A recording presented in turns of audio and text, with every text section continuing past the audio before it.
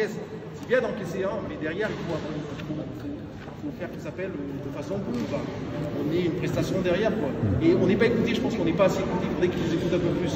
On est quand même ceux qui leur payent, on est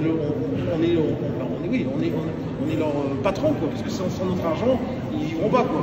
Mais derrière, je veux qu'ils nous écoutent, c'est le minimum. Parce qu'il y a des gens qui sont en souffrance, il y a des gens qui sont malheureux, il y a des gens il y a un locataire qui habite au 3e, je ne comprends pas.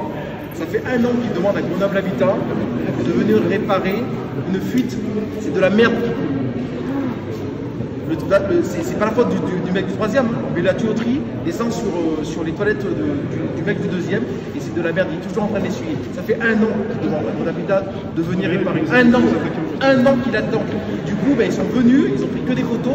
Ça fait 3 semaines, je sais pas, il y a de la merde qui coule chez le locataire. La première chose qu'il faut aller, il faut aller regarder, il faut aller faire des travaux, il faut aller constater. Ça fait 1 an. Il n'y a pas que lui, il y a le voisin de palier d'en face, exactement la même chose. Et lui, il ne peut pas réparer, il ne peut pas faire marcher l'assurance, qui est du Grenoble Habitat, ne voit pas où se trouve la fuite. Il faudrait qu'il nous écoute et nous respecte. Pourriez-vous, s'il vous plaît, envoyer quelqu'un de chez Grenoble Habitat qui supervise les travaux? Parce que c'est un truc de fou, quoi. Et les gens, ils font n'importe quoi. Alors ça c'est pas la première fois qu'on le dit, ça se passe sur les places, ça se passe aussi dans les appartements, que les entreprises, elles interviennent et les travaux sont mal faits. Mais ça, à la rigueur, c'est pas vraiment notre problème. Après, c'est le problème du locataire qui va... en gros, c'est peut-être au locataire de faire le contrôle des travaux. Il faut peut-être un système un peu plus participatif, je sais pas. Oui, bien fort.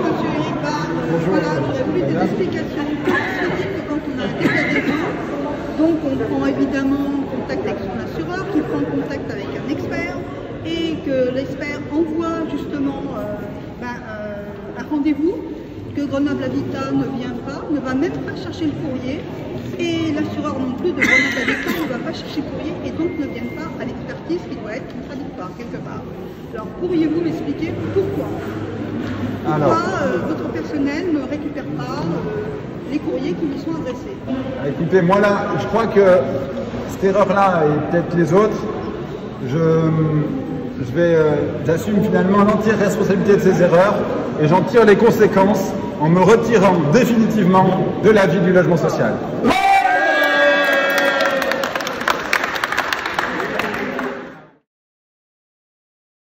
va parler de notre première demande qui est la démission d'Éric Barre. Elle nous a dit qu'elle n'avait pas le pouvoir de demander la démission d'Éric Barre. Donc voilà.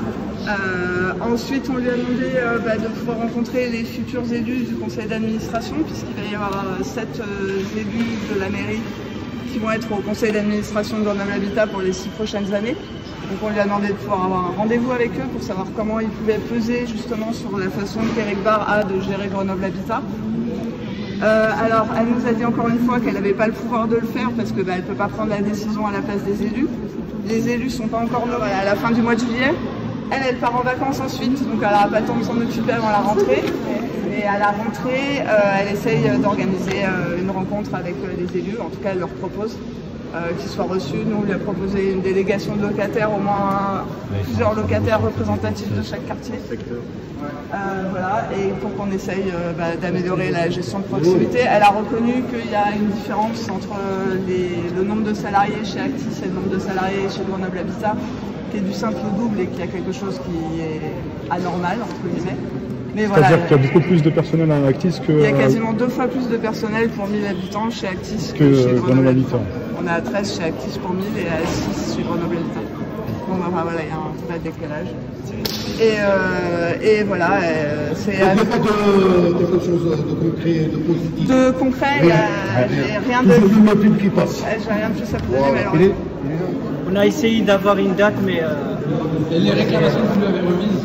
La réclamation qu'on lui avait remise, il y avait une liste longue comme le bras, quoi, avec les ascenseurs, etc. Elle a dit que voilà, c'était... Elle va les lire et les... qu'elle allait les lire et les transmettre aux futurs élus, quoi.